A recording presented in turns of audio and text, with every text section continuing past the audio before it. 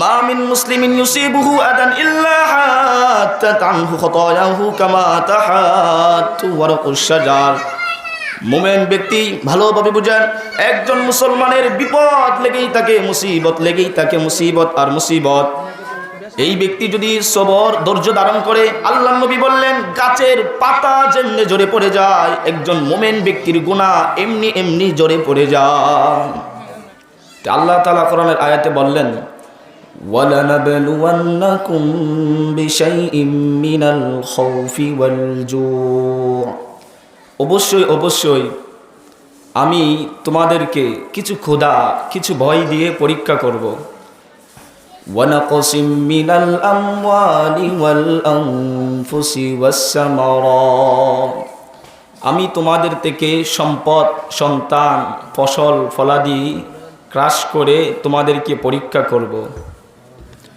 ওয়াবাশশিরিস Saverin. রাসূলকে আল্লাহ বললেন আপনি ওই ব্যক্তিকে সুসংবাদ দেন, আল্লাযীনা আমানু ইযা আসাবাতহুম মুসিবাহ।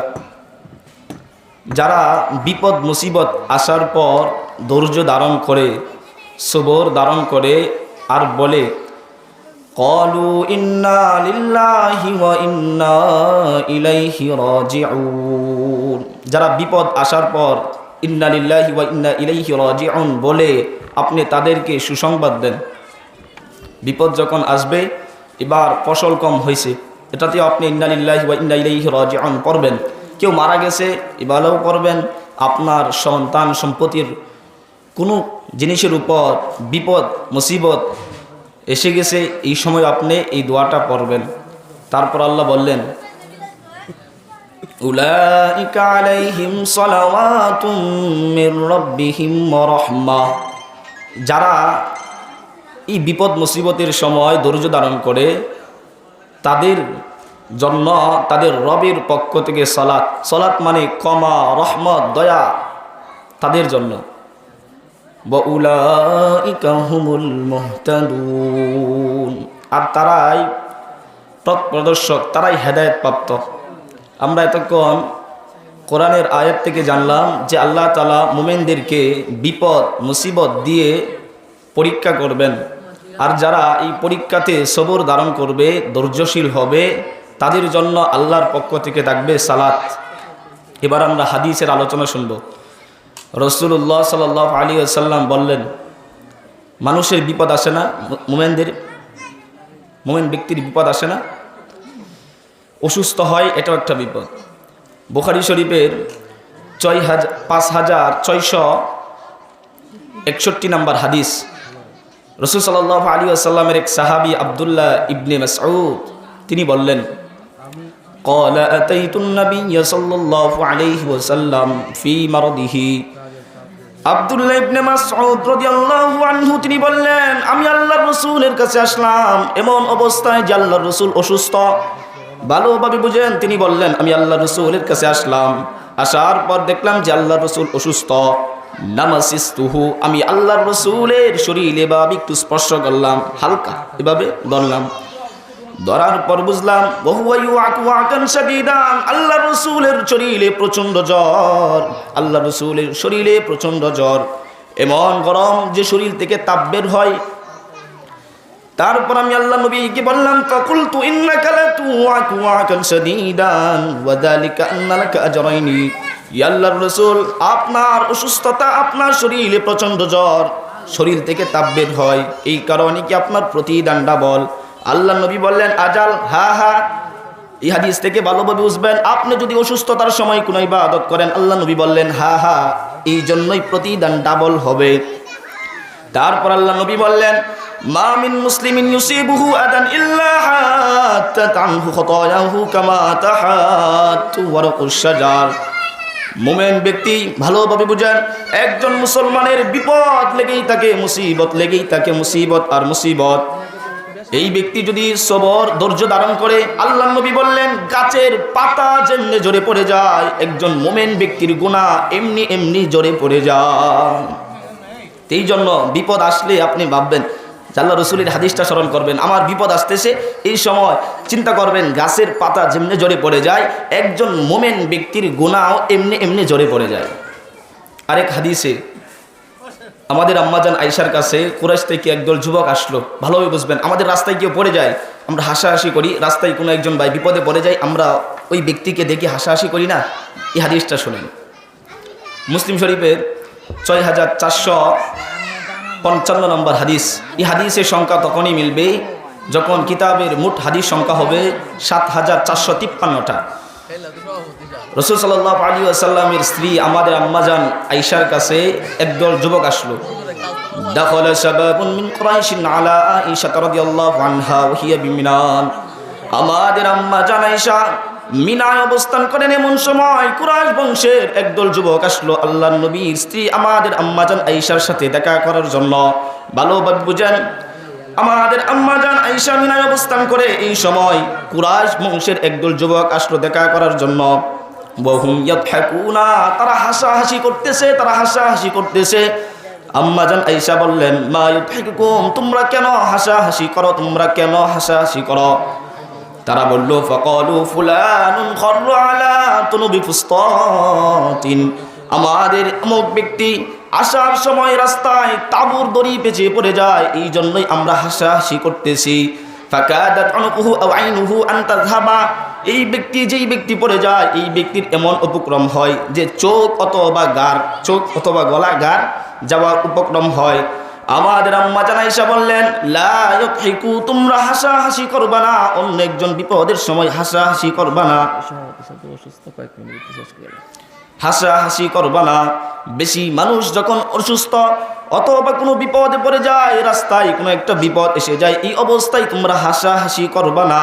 তারপর তিনি বললেন, সামিআতু আন্না রাসূলুল্লাহি সাল্লাল্লাহু আলাইহি ওয়াসাল্লাম ইয়াকুল, আমি আল্লাহর রাসূলকে বলতে শুনেছি, আল্লাহর নবী বললেন, মা মিন মুসলিমিন ইউশাকু শাওকাতান ফামা ফাওকাহা, কোন মুমিন ব্যক্তি, কোন মুসলমান ব্যক্তির যখন বিপদ আসে, আপনি রাস্তা দিয়ে হাঁটতেছেন, স্বাভাবিকভাবে একটা কাটা পুত্র তো বা একটা হানের চুকরি, এই হানে আপনি আঘাতপ্রাপ্ত হলেন।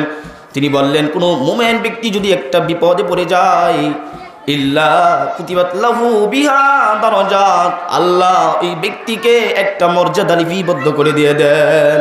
ওয়া মুহিয়াত আনহু বিহা খতিআ, আর এই ব্যক্তির এই যে সামান্য একটু বিপদে ধৈর্য ধারণ করলো, এই কারণে তার একটা গুনাহ মাফ করে দেন। এই হাদিস থেকে বোঝা যায় যে আপনি বিপদ আসলো, আপনি রাস্তায় চলাফেরা করতেছেন, এই অবস্থায় আপনি যে কোনো একটা বিপদ আসলো, আপনি সবর ধৈর্য ধারণ করলেন, এই ধৈর্য ধারণ কারণে আল্লাহ আপনার একটা মর্যাদা বাড়ায় দেন, একটা গুনাহ মাফ করে দেন। এবার আরেকটা হাদিস শুনি সংক্ষেপে। রাসূল সাল্লাল্লাহু আলাইহি ওয়াসাল্লামে তিনি বললেন, তিরমিজি শরীফের 2399 নম্বর হাদিস, ক্বালা রাসূলুল্লাহি সাল্লাল্লাহু আলাইহি ওয়াসাল্লাম, আল্লাহর নবী বললেন, মা ইয়াজালুল বালাউ বিল মুমিনি ওয়াল মুমিনাত, মুমিন ব্যক্তি, একজন মুসলমান মুমিন ব্যক্তির বিপদ লেগেই থাকবে। যদি এই ব্যক্তির বিপদ লেগে থাকে, ফি নাফসিহি, হতে পারে তার নিজের, ভালোভাবে বুঝেন, হতে পারে তার নিজের, ওয়া ওয়ালাদিহি, অথবা তার সন্তান সন্ততি, ওয়া মালিহি, অথবা তার সম্পদে। আপনি বুঝেন, আপনি অসুস্থতা হলেন, এবার আপনি সুস্থ হওয়ার পর আপনার বিবি অসুস্থ, আপনার বিবি অসুস্থ হওয়ার পর আপনার সন্তান অসুস্থ, এক বিপদের পর আরেক বিপদ। আপনি জিজ্ঞাসা করলাম, বলেন আল্লাহ আমাকেই দেখলো, এই কথা বলবেন না, ভেবে নিবেন যে আল্লাহ আমাকে পছন্দ করলো।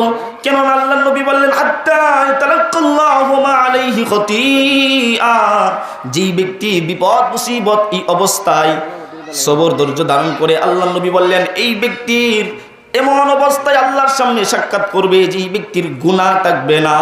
তো বিপদ মুসিবত আসলে আপনার গুনাহ থাকবে না, এটাই স্বাভাবিক, আপনার গুনাহ থাকবে না। আরেকটা হাদিস বলি, মুসলিম শরীফের 6462 নম্বর হাদিস, ক্বালা রাসূলুল্লাহি সাল্লাল্লাহু আলাইহি ওয়াসাল্লাম, আল্লাহর নবী বললেন, মা ইউসিবুল মুমিনা, মুমিন ব্যক্তির যদি বিপদ মুসিবত লেগেই থাকে, সমস্যা লেগেই থাকে, এমন অবস্থায় ব্যক্তি যদি ধৈর্য ধারণ করে, মা ইউসিবুল মুমিনা, কোন মুমিন ব্যক্তি যদি খালি বিপদে, অসুস্থতা, অন্য কোনো বিপদে লেগেই থাকে, এই ব্যক্তি এমন অবস্থায় আল্লাহ তাআলা ওই ব্যক্তিকে ক্ষমা করে দেন।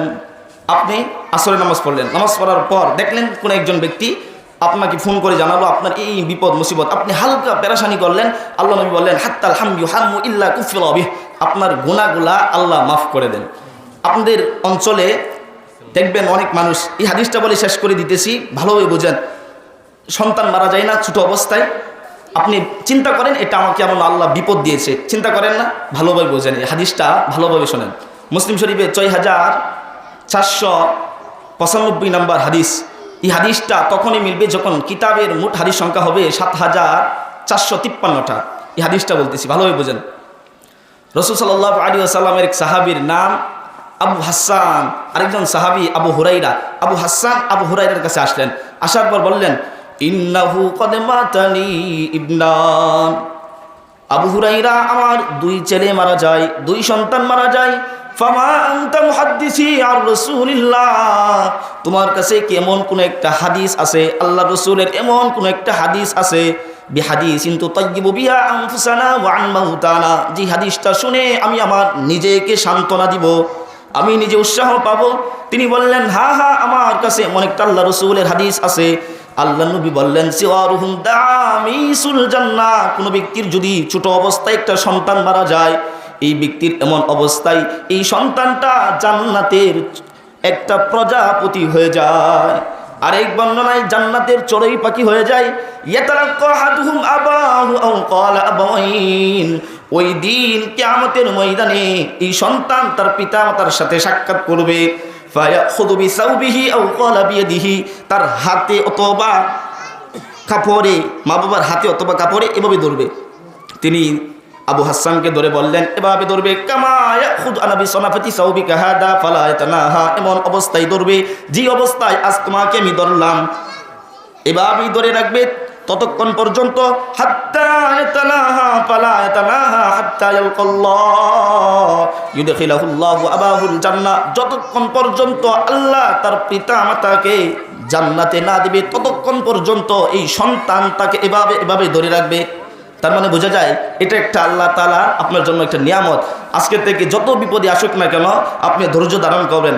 আল্লাহ তাআলা আমাদের প্রত্যেকটা বিপদ মুসিবত প্রত্যেকটা সময় ধৈর্য ধারণ করার তৌফিক দান করুন, সকলেই বলে আমিন।